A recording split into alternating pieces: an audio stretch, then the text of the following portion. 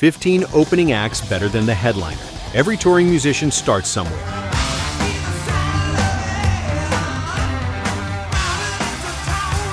Most open for bigger acts, hoping to steal a few fans. Sometimes the opening band doesn't just steal fans, they steal the entire future.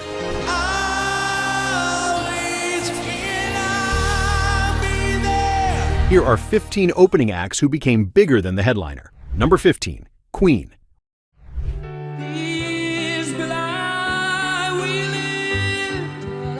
Opening for Mott the Hoople across Britain in 1973 seemed like Queen's big break. Mott the Hoople had just scored a massive hit with All the Young Dudes, produced by David Bowie himself. Queen had released one album that barely charted.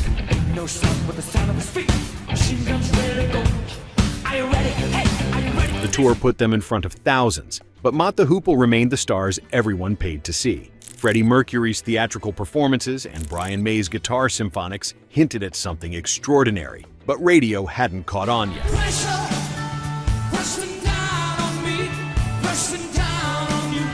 By 1975, everything changed. Bohemian Rhapsody became a cultural phenomenon, staying at number 1 for 9 weeks in the UK. Queen sold over 200 million albums worldwide across their career.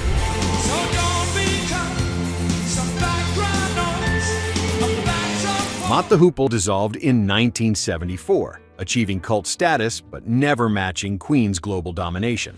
Ian Hunter continued performing, but Queen became one of rock's most legendary acts, headlining stadiums for decades, while their former headliners played theaters.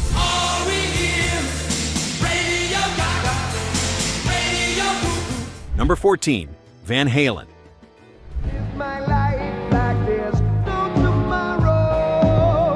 Black Sabbath's 1978 Never Say Die tour featured an unknown Los Angeles band as the opening act. Van Halen had just released their self-titled debut album, and most audiences had never heard Eddie Van Halen's revolutionary finger-tapping technique. Black Sabbath was heavy metal royalty, having defined the genre with Ozzy Osbourne's dark vocals and Tony Iommi's crushing riffs. But every night, Van Halen's explosive energy and Eddie's guitar wizardry left crowds stunned. Ozzy later admitted the tour made him realize Black Sabbath needed changes. Van Halen's debut album went diamond, selling over 10 million copies in the United States alone. They dominated arena rock throughout the 1980s with both David Lee, Roth, and Sammy Hagar. Eddie Van Halen revolutionized guitar playing, influencing every rock guitarist who followed. Black Sabbath fired Ozzy months after that tour ended. While Sabbath remained influential, Van Halen's commercial peak and cultural impact in the 1980s exceeded their former headliners' mainstream success during that era.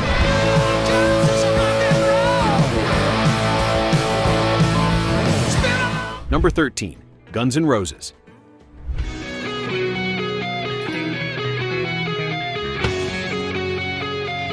Iron Maiden brought Guns N' Roses on their 1987 North American tour supporting Somewhere in Time. Maiden was already heavy metal royalty, having sold millions with their intricate compositions and Eddie's iconic mascot imagery. Guns N' Roses had released Appetite for Destruction just months earlier, and nobody predicted it would become one of the best-selling debut albums in history.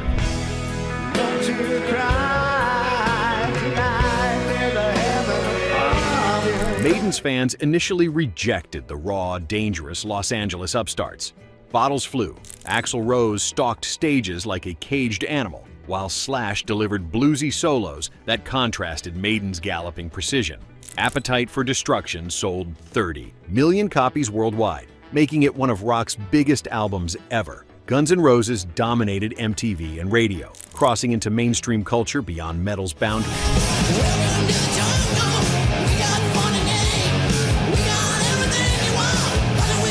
Iron Maiden continued successfully within heavy metal, but Guns N' Roses achieved unprecedented commercial heights and cultural penetration.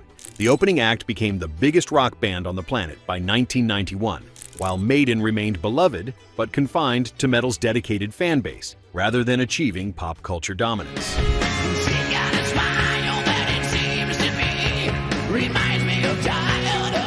Number 12, Metallica.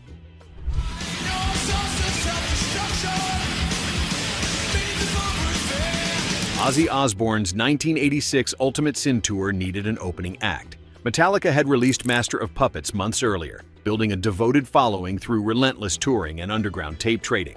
Ozzy was a solo superstar after Black Sabbath, selling millions with radio-friendly metal anthems.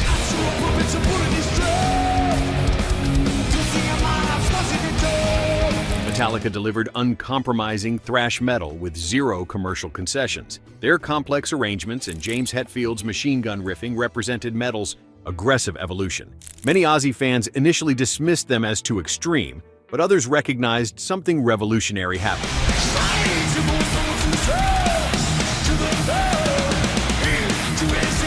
Metallica became the biggest metal band in history, selling over 125 million albums worldwide.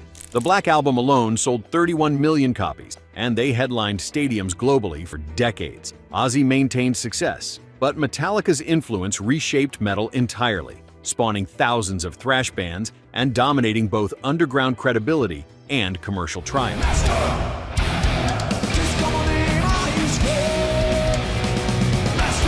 The opening act surpassed their headliner in sales, critical acclaim, and genre-defining impact. Master of Puppets is widely considered one of metal's greatest albums ever recorded.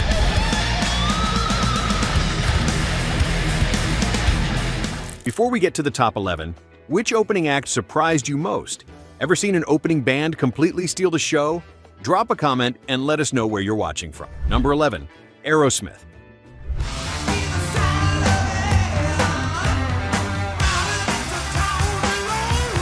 Mott the Hoople's 1974 North American tour brought a scrappy Boston band as support. Aerosmith had released their self-titled debut in 1973 and Get Your Wings in 1974, but they were still building their audience through relentless club gigs and opening slots.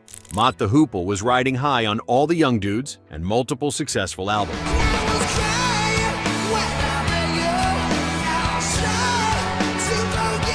Steven Tyler's bluesy wail and Joe Perry's guitar work impressed audiences, but Aerosmith seemed like just another American rock band trying to break through. Mott the Hoople was established international rock royalty. Toys in the Attic in 1975 and Rocks in 1976 transformed Aerosmith into America's biggest rock band. They sold over 150 million albums across their career, becoming one of the best-selling American rock bands in history.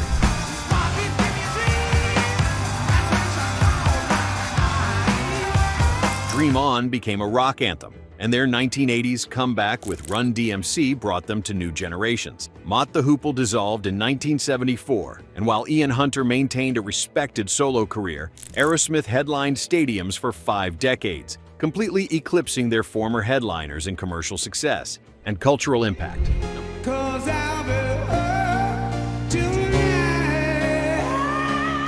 Number 10, Scorpions.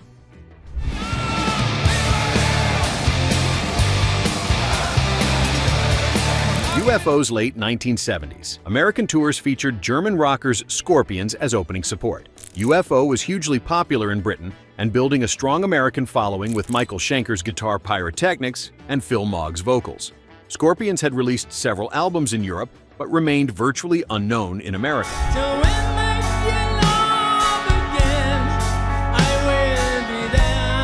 Their heavy accents and Teutonic approach seemed foreign to American rock audiences. Rudolf Schenker and Matthias Jabs delivered solid guitar work, but UFO's established presence overshadowed the German upstarts completely. The opening slot gave Scorpions crucial American exposure they desperately needed.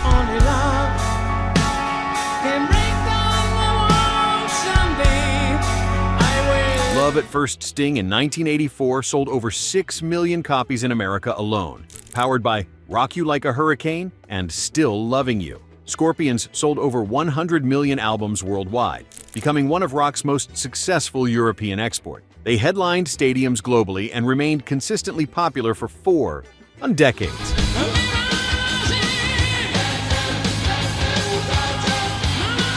UFO achieved legendary status among guitar enthusiasts and hard rock fans, but never approached Scorpions' mainstream commercial success.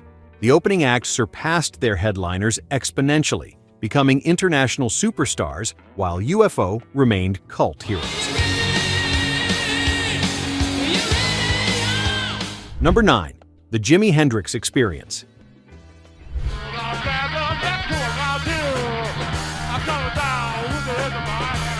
The Monkees' 1967 summer tour needed an opening act with psychedelic credibility. The Jimi Hendrix Experience had released Are You Experienced in the UK, but remained relatively unknown in America. The Monkees were television stars with massive teenage audiences screaming for Davy Jones.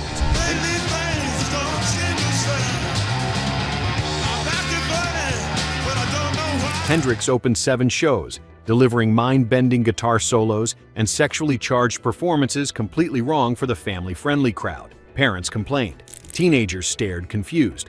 Hendrix reportedly quit after 1 week, realizing the audience mismatch was career suicide.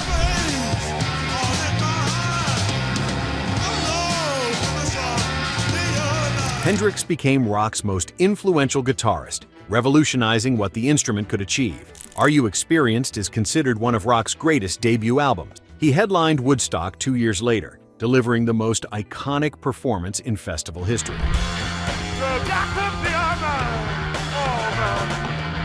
The Monkees had hit records but are remembered as a manufactured pop act. Hendrix's 3-year recording career before his death produced more innovation and influence than most artists achieve in lifetimes. The opening act transcended rock entirely, becoming a cultural icon whose influence spans every genre.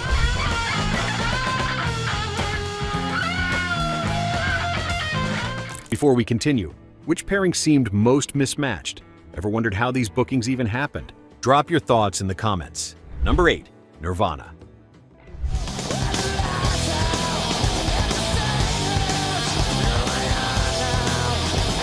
Sonic Youth brought Nirvana on their 1991 European tour supporting Goo. Sonic Youth was alternative rock royalty, the experimental New York band that influenced an entire underground movement. Nirvana had just released Nevermind, and nobody predicted the explosion coming. Kurt Cobain worshipped Sonic Youth, considering the tour opportunity a dream.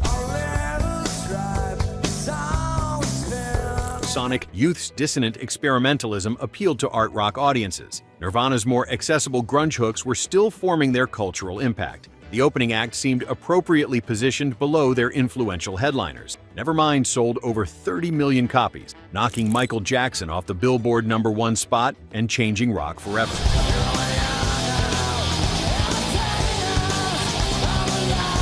Nirvana became the voice of Generation X, making alternative rock mainstream and killing 1980s hair metal overnight. Sonic Youth continued successfully within alternative circles, but never achieved Nirvana's cultural earthquake. That's okay, my way, let's go. Kurt Cobain's death in 1994 cemented legendary status. The opening act didn't just surpass their headliners commercially, they transformed rock's entire direction while Sonic Youth remained influential but cult level. Nirvana made grunge a global phenomenon. Come on over to the twist. Number 7. Def Leppard. AC/DC's 1979 Highway to Hell tour brought Def Leppard as support across Britain. AC/DC was already arena level, having built a massive following through relentless touring. Def Leppard was a Sheffield band of teenagers who had released On Through the Night to modest success. Their melodic approach seemed lightweight compared to AC/DC's raw power.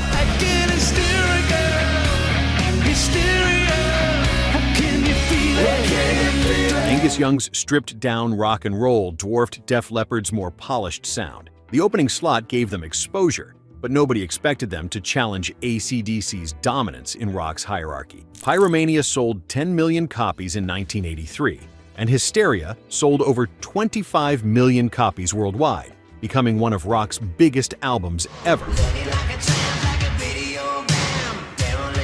Def Leppard dominated MTV and radio throughout the 1980s with producer Mutt Lange's layered production style. While AC/DC sold more overall, Def Leppard's commercial peak in the 1980s exceeded AC/DC's during that same period.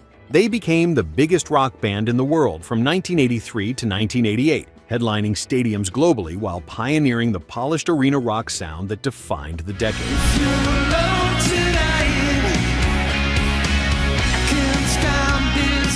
Number 6. Slayer.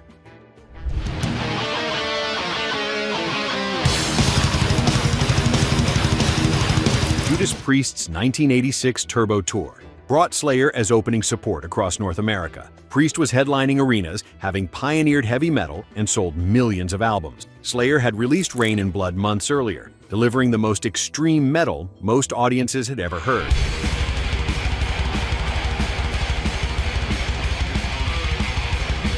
Priest's fans, accustomed to melodic metal anthems, faced Tom Araya's brutal vocals and Kerry King's chaotic solos. Many booed. Slayer's 29-minute album of relentless aggression seemed like noise compared to Priest's accessible heavy metal.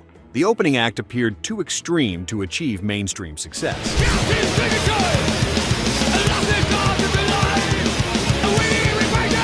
Slayer headlined major festivals worldwide for 3 decades, becoming the definitive extreme metal band. Priest remained more commercially successful, but within metal's underground and evolution toward brutality, the opening act's impact proved more significant. Slayer pushed boundaries. Priest never approached, redefining metal's extremity ceiling entirely.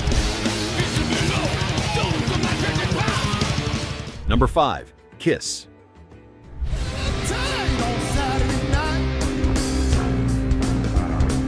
Blue Oyster Cult's 1973 tours brought Kiss as opening support across America. Blue Oyster Cult represented intelligent hard rock with complex arrangements and critical respect. Kiss was a theatrical band in makeup, playing simple hard rock with pyrotechnics and blood spitting. BOC's fans appreciated musicianship and sophistication. Kiss delivered spectacle over substance.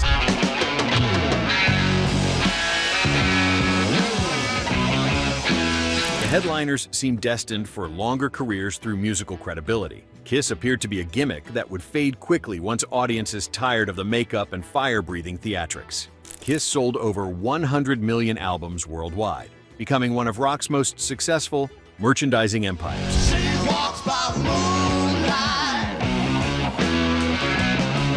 Live, released in 1975, went 9 times platinum and saved their career from commercial obscurity. They headlined stadiums globally throughout the 1970s and beyond, creating an iconic brand that transcended music.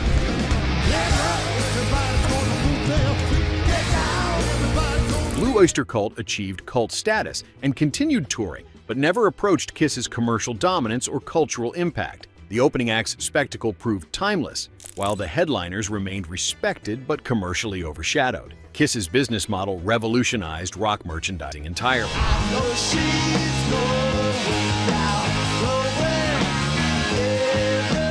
Number 4. Motörhead.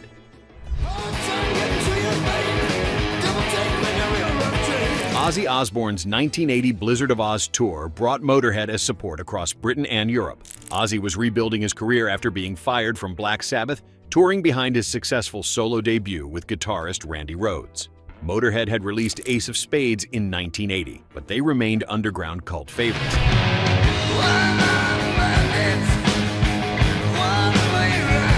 Lemmy Kilmister's bass-driven assault mixed punk's speed with metal's heaviness. Ozzy's established name recognition and radio-friendly metal overshadowed Motörhead's raw approach. The opening act seemed destined for permanent cult status below Ozzy's mainstream success.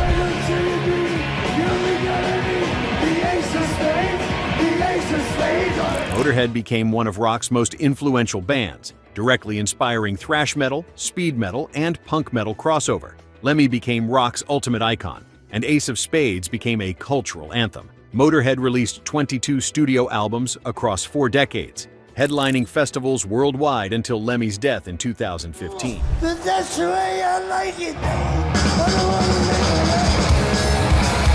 While Ozzy sold more albums commercially, Motörhead's influence on Metallica, Slayer, and extreme metal's entire evolution arguably exceeded Ozzy's impact on those movements. Lemmy's gravelly vocals and relentless speed redefined what heavy rock could be, making Motörhead's influence more significant than their commercial numbers suggested.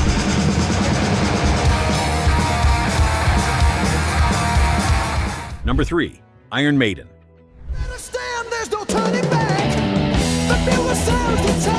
Judas Priest's 1980 British Steel Tour brought Iron Maiden as support across Europe. Priest was already heavy metal, royalty having defined the genre's sound and image throughout the 1970s.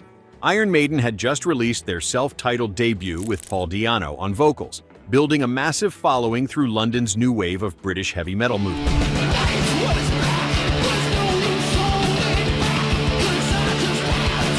Priest's experience and musicianship overshadowed Maiden's raw energy. Rob Halford's operatic range exceeded Di'Anno's punk-influenced snarl. The opening act showed promise, but seemed years from challenging Priest's throne. Iron Maiden sold over 100 million albums worldwide, becoming heavy metal's most consistently successful band across 5 decades. They've headlined stadiums globally without significant radio support, building a devoted fan base through relentless touring and concept albums. While Judas Priest remained influential and successful, Iron Maiden's commercial peak and sustained dominance exceeded their former headliners.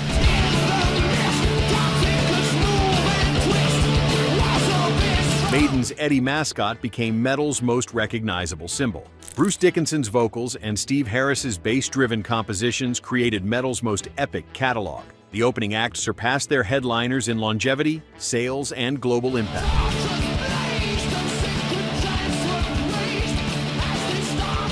Number 2. Pantera. Suicidal Tendencies brought the reinvented Pantera on various tours in 1990 and 1991. Suicidal Tendencies was crossover thrash royalty, mixing hardcore punk with metal and building a devoted following. Mike Muir's vocals and their skateboard culture appeal made them alternative heroes. Pantera had abandoned their glam metal past, releasing Cowboys from Hell in 1990 with a crushing new sound. Phil Anselmo's aggressive vocals and Dimebag Darrell's groove-heavy guitar work represented metal's evolution, but Suicidal Tendencies remained the established headliners with proven drawing power and underground credibility. Vulgar Display of Power in 1992 redefined heavy metal for the 1990s, selling over 2 million copies and influencing metalcore, groove metal, and modern metal entirely. Pantera headlined major festivals worldwide, becoming the dominant metal band of the decade. Suicidal Tendencies continued touring and recording, maintaining their devoted fan base, but never approached Pantera's mainstream metal dominance. Dimebag Darrell became one of metal's most influential guitarists before his tragic murder in 2004. The opening act's impact on metal's evolution and commercial success in the 1990s far exceeded their headliners' achievements. Number 1. Bon Jovi.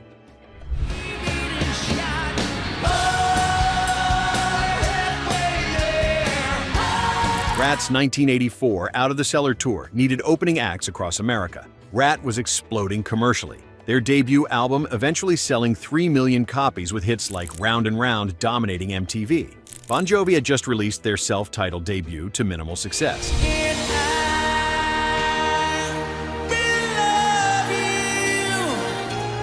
John Bon Jovi's pretty boy image and anthemic rock seemed generic compared to Rat's sleazy glam metal authenticity, Stephen Pearcy's vocals, and Warren DeMartini's guitar work defined the Sunset Strip sound. The opening act appeared destined for obscurity, just another New Jersey band chasing MTV dreams that would never materialize.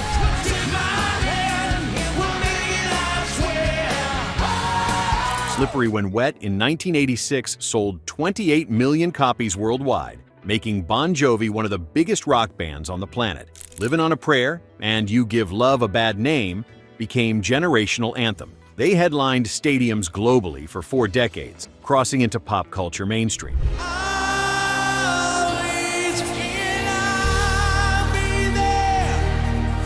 Rat released successful albums through the 1980s, but faded as grunge arrived, eventually playing smaller venues and nostalgia tours. The opening act didn't just surpass Rat, they became one of rock's most commercially successful acts ever, while their former headliners became a footnote in 1980s glam metal history.